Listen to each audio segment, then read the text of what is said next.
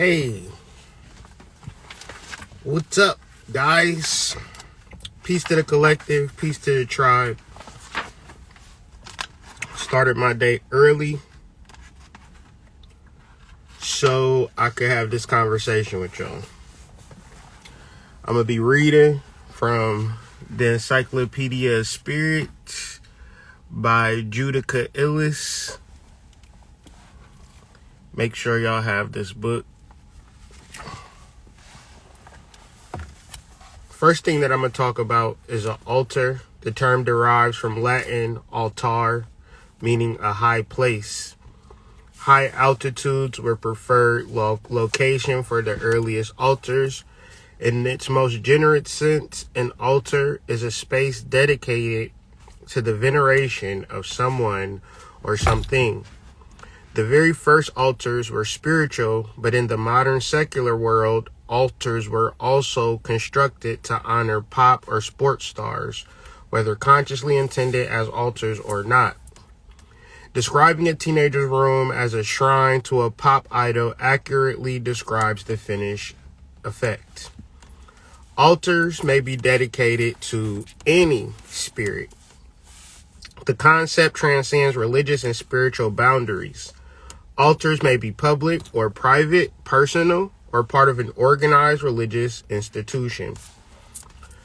So a lot of times when we start talking about like spiritual shit and, I ask a motherfucker, do they have an altar? And they be like, no, why do I need to have an altar? Well, two things, a spiritual altar or actual altar. If you never had an actual altar, then you start with a spiritual altar, and then you begin to start to create the physical, or either or. But understanding having an altar in reference to your ancestors is super clutch. Now, I'm going to give y'all the backstory of why I'm talking about this and why I'm doing this actual thing with y'all. Is because I had the weirdest experience ever. And I'm known for having weird experiences. But yesterday, my mind was completely blown. Completely blown. So I woke up in the morning. And I woke up feeling good, too. I woke up kind of like in a peaceful, positive, zen type of mode, right? So with that being said, I was just chilling with my wife, chilling with my babies, about to get ready for my day. And something tell me, like, I'm just on YouTube, like scrolling. And then I see this video called Madam C.J. Walker's Daughter Blows Her Fortune. Right? So I click on the video.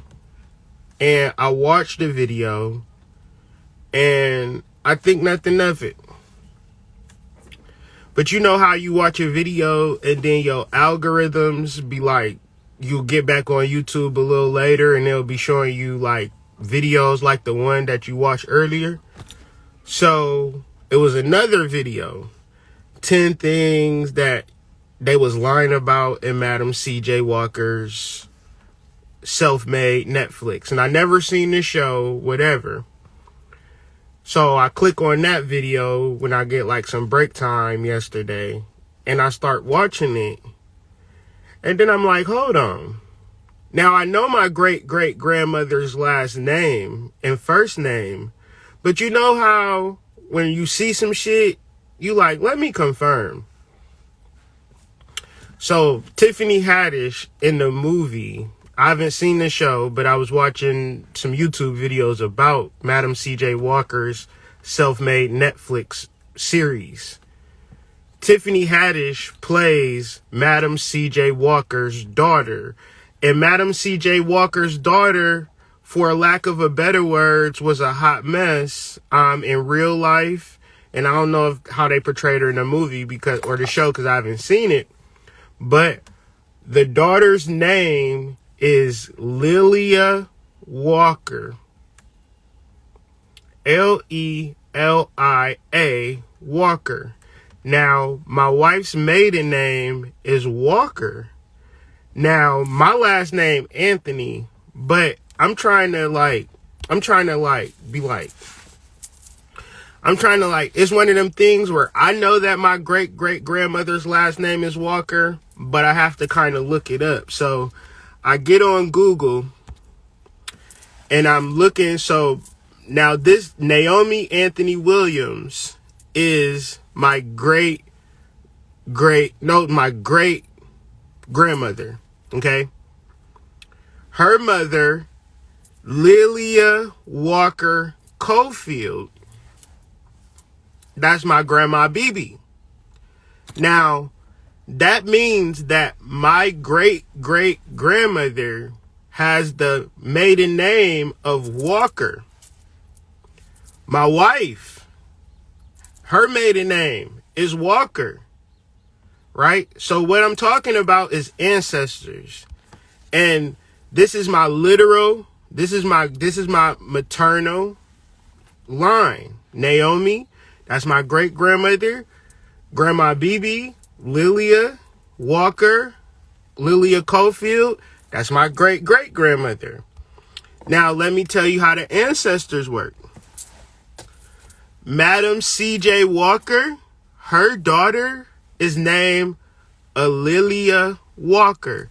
Now look at this shit. It's spelt the same exact way. And I had to Google that shit like, what the fuck?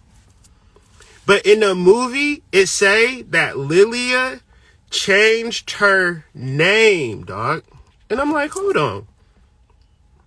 And they talk about how she died broke and how she died. You know what I'm saying? And I'm not saying that my grandmother is related to Madam C.J. Walker, but I'm just saying that the truth is stranger than fiction, dog. Like, it's literally stranger than fiction. Like, literally. So, Lilia Walker. And for some reason, I clicked on that video. For some reason, I clicked on another video. And for some other reason, I began to connect two and two together. Right? And from that point, I was just like, let me start looking into ancestors. But let me not say ancestors in no type cliche. Let's reference Judika Illis, Encyclopedia of Spirits, a book that everybody should have. And let's just read through what ancestors are as spiritual understandings, because the only thing that I could take from that whole sequence of events is that my great-great-grandmother was channeling me. Grandma BB was reaching out to me, and I wanted to reach back out to her, right? That's all I was thinking about, and that's all I'm really trying to share. So another thing that I want to bring forth is that ancestors are for everybody. Like, if you are alive, then you can tap into your ancestors and build an altar for them, build up some reverence for them to enhance your spiritual journey. Another thing that I would say is, if you do not have no reverence for your ancestors and you do not fuck with your ancestors, then you are not actually on the spiritual path. If you reflect on death and you reflect on it as if they're dead and they're gone and forgotten and you're just alive and you're alone, then spiritually you're not connected. But let me just explain.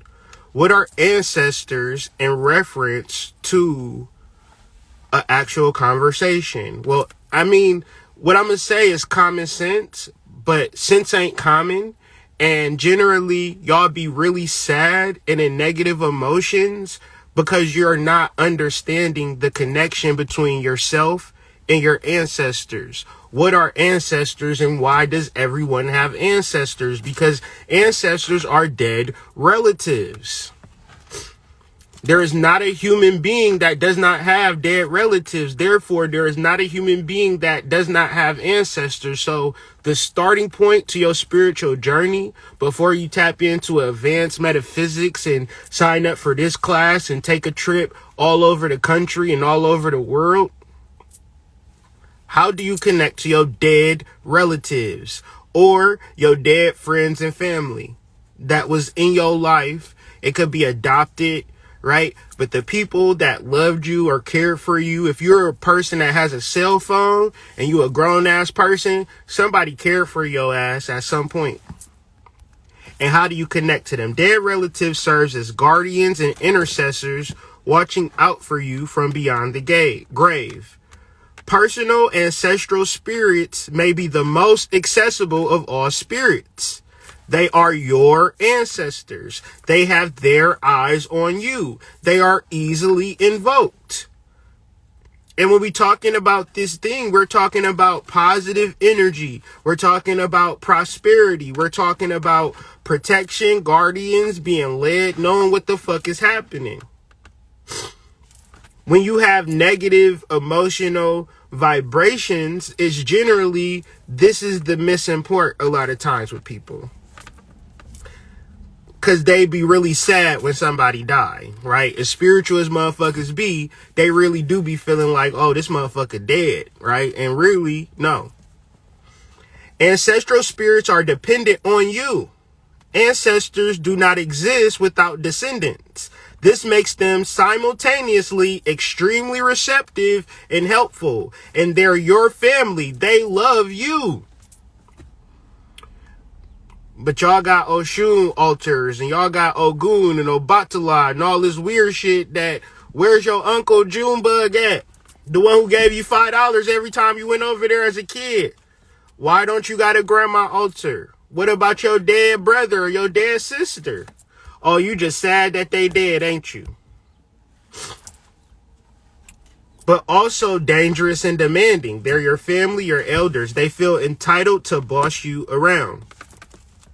The concept of the ancestral spirit exists around the world in virtually all cultures and spiritual traditions.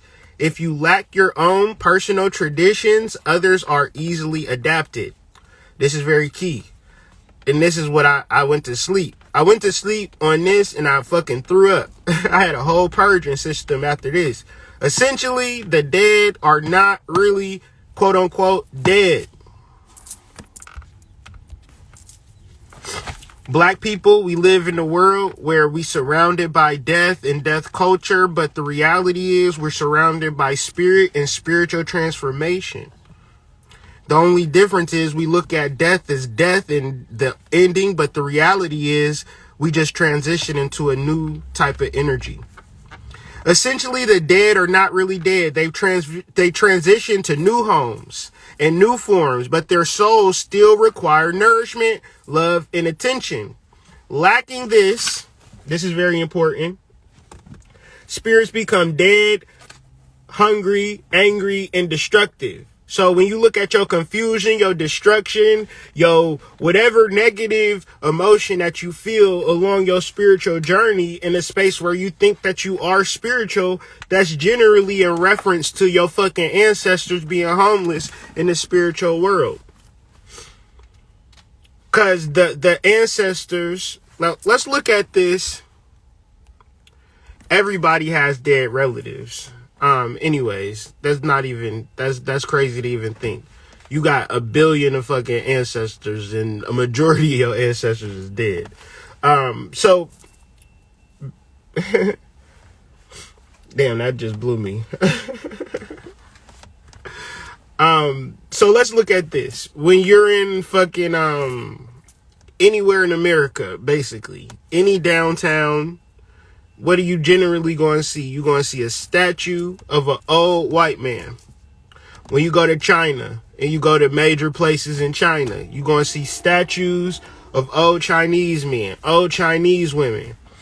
All of these symbols of statues and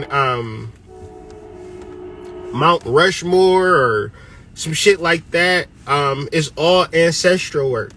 And so if in all of the white cities and all of the white towns, you got all of these memorials and monuments, then that would essentially mean that Thomas Jefferson ass in the astral realm doing good, right?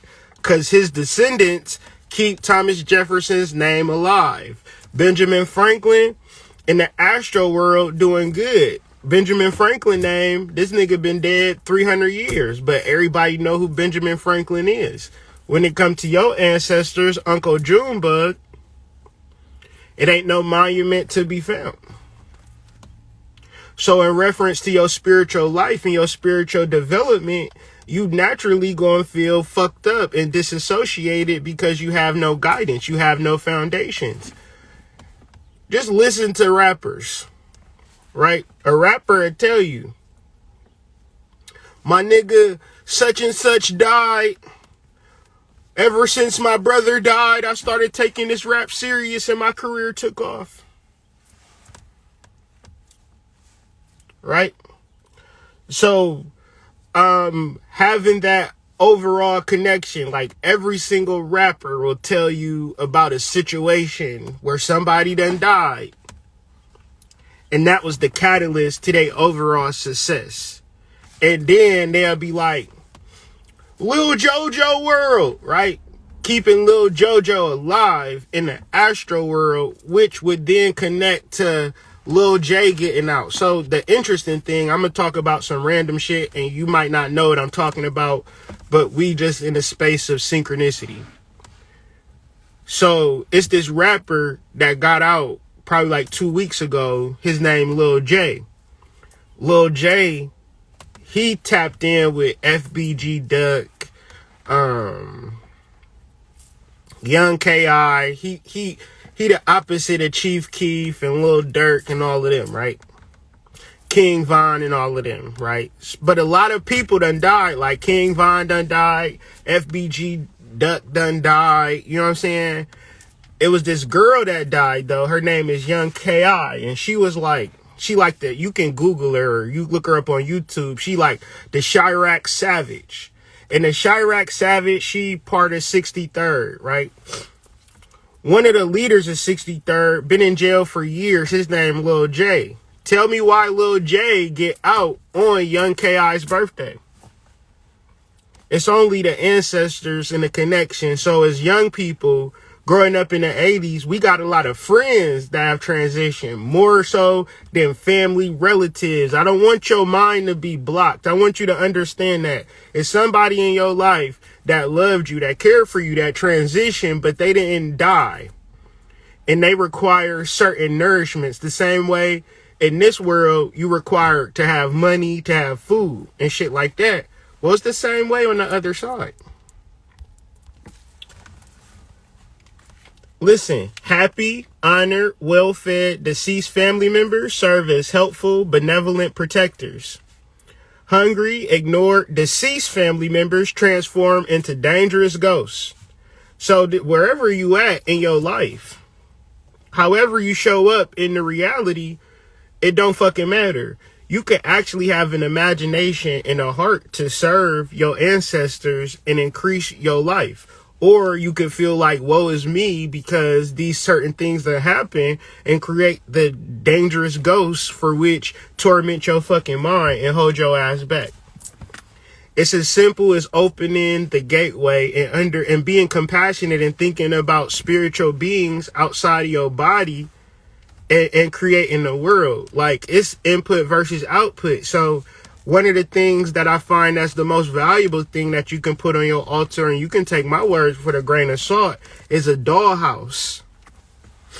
They explain this in the movie. What's the movie? It's not Inheritance. It might be Inheritance.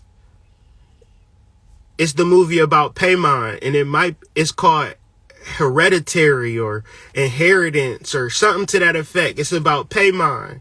And the lady who is the fucking main character, the Paymon's mom, she build doll houses, right?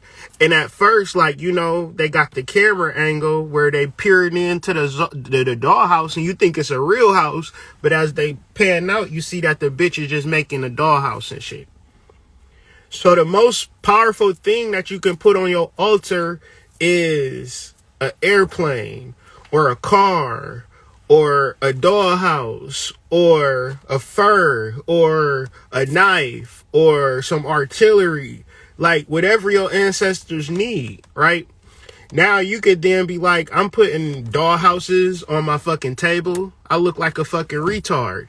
And don't do it. You know what I'm saying? The first altar is the spiritual one. But as you progress in your spiritual life, as you progress in understanding the spiritual journey, it's about connecting the dots between you and your ancestors. The main conversation that I'm having with y'all is a sincere one. If you followed this story from the beginning to now, this is just a story in reference to having a sincere relationship with your ancestors and opening up the gateway. And then things begin to make more sense. This is another aspect of this. One time this lady called me out the blue and we had a conversation about an hour. And she was just telling me how, you know, how like dealing with your ancestors for so long and how they start to like live and look. And like it's all types of money on my ancestors. It's always candles being burnt.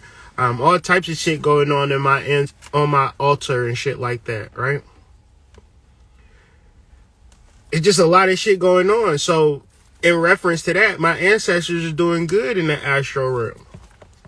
Somebody told me this. But when they told me this, I didn't know that that was the case. I was just kind of being weird. I was just being a retarded. I was being slow. But then reality hit me like, oh shit. You actually doing spiritual work by maintaining your altar. Like you really doing the work. Like, oh, okay. Cause your ancestors is doing good. I'm like, oh, okay. I didn't know. I was just kind of, you know, lighting candles and shit. Just being a rebel and shit. I didn't know that my ancestors was feeling this energy. No, they've been feeling it ever since. You always had an altar ever since you had your own crib. Even when you didn't have your own crib, you had an altar. Your ancestors really respect you for having an altar and shit. I'm like, oh shit, I didn't even know. Somebody called me and told me that shit. So when I read this next paragraph, I need y'all to bear witness to how serious are you in your altar work in reference to building a nice place for your ancestors. Your ancestors are your dead relatives. So everybody got dead relatives. Period. Ancestors who feel neglected may signal their frustration and have, well, what if my ancestors didn't do shit for me when they was alive? Who gives a fuck, fam? We not even talking about that. You on some dumbass shit. You on some hurt people shit. You hurting your ancestors because you hurt. Meanwhile, we ain't turned a whole new page and transitioned to a whole understanding, but you still want to hold grudges. What if I didn't like my ancestors? What if my ancestors didn't like me? I'm of mixed race looking ass. I'm of mixed race. I got white ancestors. I got black ancestors. I don't give a fuck about your ancestors. I honestly don't give a fuck if you had lizards. Put the motherfuckers up on the fucking altar. Put lizards. If you got white ancestors, put white ancestors on your altar, dumbass. Oh no, but I was reading on the news that white people is bad. But I went to McDonald's and got a double cheeseburger from a white person and I ate it. How did that work? Yeah, my clothing is all by white designers, but I don't got, and I got white ancestors that reach out to me in the dream world. You know what, Hood? When I actually think about it, I'm attracted to white boys. Can I tell you that? You my psychic. I trust you. Like, I want to fuck a white boy. Is that okay? Can I be spiritual and want to fuck white people?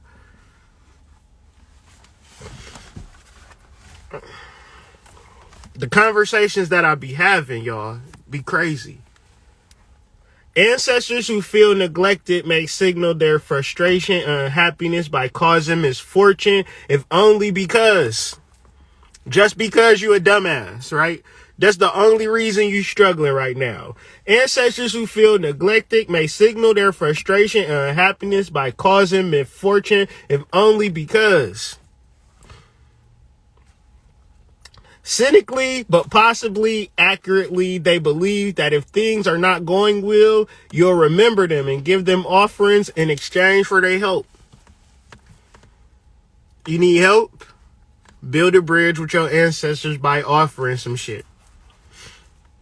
Ancestors are your specific lineage or extremely close relatives. Thus, a beloved aunt, uncle, or cousin is considered an ancestor, even if not literally so. However, there must be some blood connection. Random people you respect, close family friends, godparents, saints, or anyone else you may be venerated or serve as your spiritual guardians, but they are not, by definition, ancestors. Even if ancestors were not overly helpful while living. Y'all hearing me? One, if y'all hearing me. Two, if I sound crazy. I always need to check. One, if y'all hearing me. Two, if I sound crazy. Even if ancestors were not overly helpful while living in death, they are dependent on you and may be deeply invested in your success. Their suffering was not in vain if you succeed and thrive. They live through you and wish the best for you, although you may have to let them know what is best and where their help is needed. In return, they wish to be remembered, loved, venerated, fed, and cared for on a regular basis.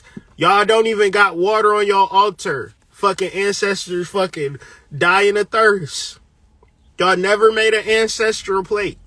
Y'all just ate all y'all fucking McDonald's, right? And never gave y'all ancestors a fucking crumb. Meanwhile, your ancestors hungry.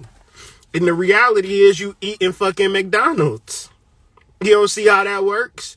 You need to start offering them that McDonald's and then level up, say, maybe I can get a steak and cheese, and then offer that steak and cheese and say, maybe I can get a steak, and then offer that steak, and then maybe say I can get some surf and turf. Offer that surf and turf and say, maybe I can get some caviar. Offer that caviar. You get me? You level up with your ancestors, but you gotta open your heart. That woe is me energy just means that you haven't built a bridge to your ancestors. That means you're not being creative when it comes to your ancestors. You didn't put no dollhouse on your ancestors. Where do your ancestors live? On them spiritual streets, coming to me in my dreams. Hood, can you do a video about ancestors? Because goddamn, my granddaughter just honestly don't give a fuck about us. We all out here in the cold. Can you do a video about ancestors? Niggas woke me up throwing up last night, purging. To which ancestors do you appeal? Whichever ones you prefer or those for whom you feel the closest bonds. Your actual descent, your DNA, if you will, goes back to the dawn of human time. If you are alive, then you are the product of a long chain of ancestors who all lived long enough to fuck. To reproduce. That's what she said, but I'm gonna say fuck. No mean feat considering so if you're alive today, your ancestors survived earthquakes, hurricanes, your fucking great grandmother was all alone with not your great grandmother was all alone in the wilderness with her fucking great grandmother, and it was just them two, but they figured some shit out. So within you, if you're alive today, that's ultimately saying that within your DNA is the codings to figure all things out because you are alive. But if you give yourself up to just, I'm a little thought. I gave him some pussy and I ain't really want to give him no pussy for real. Like, I should have never gave that nigga no pussy. And that's all you thinking about all day. You ultimately thinking like your life is over and you can't solve no problems. Your ancestors done gave some niggas some pussy before that they really ain't supposed to give. Like, you can make it through a lot of shit. This is all I'm saying. Whatever you going through, you can solve it because your ancestors done been through way worse and they came through it by the very nature of your aliveness. You alive, motherfucker. You can't be dead and listen to nothing for which I'm saying right now.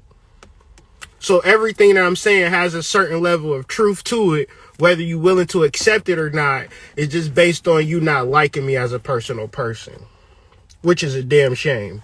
If you are alive, then you are a product of a long chain of ancestors who all lived long enough to reproduce.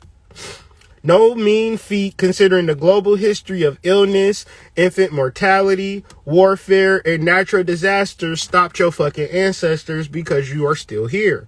I'm ad-libbing, y'all. If you are not comfortable with your immediate ancestors because they not shit, they generally not shit, then go back further. It is not necessary for you to know who they actually were, nor do you need to know their names. Well, I've been doing research and I've been, on the ancestry.org and I just don't know their names. Listen, I don't give a fuck. I don't care. Visualize them hovering near, waiting to be honored and put to work. Ask them to identify themselves in dreams and visualizations or randomly clicking on YouTube videos so they can show up. All right. So I wanted to read that. I read it and I'm going to just go through 1, 2, 3, 4, 5, 6 things. Amulets. So amulets could be like a locket, a photo, something in reference to them that you can wear around your neck or wear as a bracelet in reference to your ancestors. Place. For me, the ancestral place is the mounds. It could be your home. It could be your backyard. For me, it is the rivers. Right now, I'm at a river. Days. What are your ancestral days? For me, my ancestral days, for the most part, is Wednesdays and Thursdays, not Tuesdays and Thursdays, because the feds do a sweep. Shout out to the Cash Money Millionaires. Altar. Let's read through this, because niggas be like, well, what's an altar? Why do I need to have an altar? The Mesa Blanca, or the white table, may adapt it to honor ancestors. Alternatively, any kind of altar or offering table may be used. Include photographs of relatives. Did that make sense? You can go to fucking CVS, print out some shit from their Facebook page, ask your mama for a picture if y'all still got them. If you have them, or objects symbolizing those relations for you instead. So on my wall, I have a brother who transitioned before I was born. He transitioned in 1978. I was born in 1984. So my altar is the wall over my bed where I keep the remaining pictures of him. Like, I just will always have pictures on my wall of him. As long as I'm alive, he gonna live through me, right? And once I started to do that, things started to click for me. I wrote Chakra Nova with the help of my brother. A lot of my classes come from the help of my brother. You understand? And really, that's like, he's part of me. You feel me? But I could just say that, but I also have his pictures hanging up over that's my altar towards him. Right, to keep his name alive, to see him even when I'm not looking and he's watching over me, right? Very important. Flowers. Gotta have flowers on your altar. Offerings. Let's read this, because motherfuckers will be like, well, what's an offering, hood? I don't know what an offering is. You said do an offering, but I don't got no money. The most basic Western offering is a glass of water. I'm gonna read that about 4 times for y'all niggas. Cause goddamn, if you can't offer a glass of water, do you really need to fucking sit your ass in the corner and put your ass on timeout? Okay? The most basic Western offering is a glass of water and a white candle. The most basic East Asian or Buddhist offering includes flowers, fruit, and incense. Can y'all do that? Flowers, fruit, and incense. Okay? Not to cover the weed smell. Not to give your girl flowers because you want some pussy, but offerings for your ancestors. Can y'all do that? Imagine the world that your ancestors live in reference to the flowers that you choose, the fruit that you choose. They just eating the lovely fruit in a world of flowers, and it smells like fucking heaven, right? But in all spiritual modalities, input equals output. So the more elaborate offerings will also be appreciated. So Alexis K. Tyler does ancestral offerings to Nipsey Hussle. She does elaborate offerings. And she has an elaborate connection between her and Nipsey Hussle. Now, if you just fucking put a blue fucking piece of paper and a fucking cut out inkjet picture of Nipsey Hussle on your altar, you gonna get that energy in return. But if you like watch her channel and watch her offerings and say, all right, Nipsey, I see what Alexis is doing. Now I'm gonna double up. That nigga be right at your doorstep like, you rang, motherfucker. You got some fucking berries. You got, I seen all of this blue. You called on me. I don't know. Some of y'all be wanting to fuck Nipsey Hussle, so I'm just putting that out there. I mean, it's just the truth. More elaborate offerings will also be appreciated. Serve the ancestors food they like, a food representative of your ancestry and time on earth. If that isn't possible, offer something that you love and consider special. So maybe you don't know what your ancestors like. That's when you just use your imagination and intuition. If you like fucking cakes, then offer cakes, right? If you like animals, then offer animals. But there is no wrong way to eat a Reese's Pieces, and there's no wrong way to serve your ancestors. The idea, though, is that you actually do it, okay? Hopefully you do it. Hopefully you have an understanding.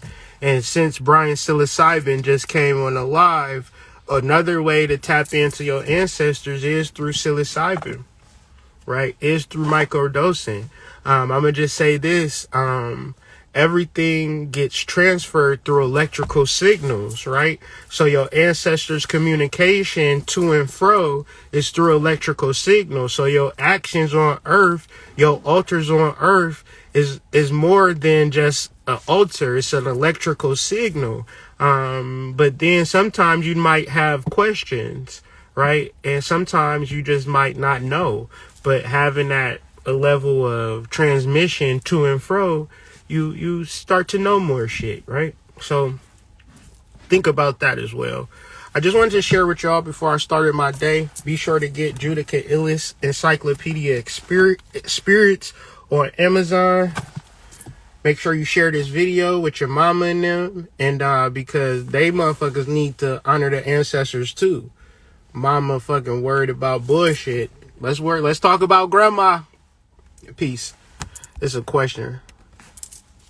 Would you consider tattoos on a personal body in honor of an ancestor? Would that count towards anything? Hell yeah. Everything is an altar. Your body is an altar. Your mind is an altar. Everything is an altar, right? So if you want to honor your ancestors by tattoos, get a fucking tattoo. Don't get no fucking ugly, fucked up ass tattoo, because input equals output. Spend a good amount on it. Make sure it's quality, right? Peace.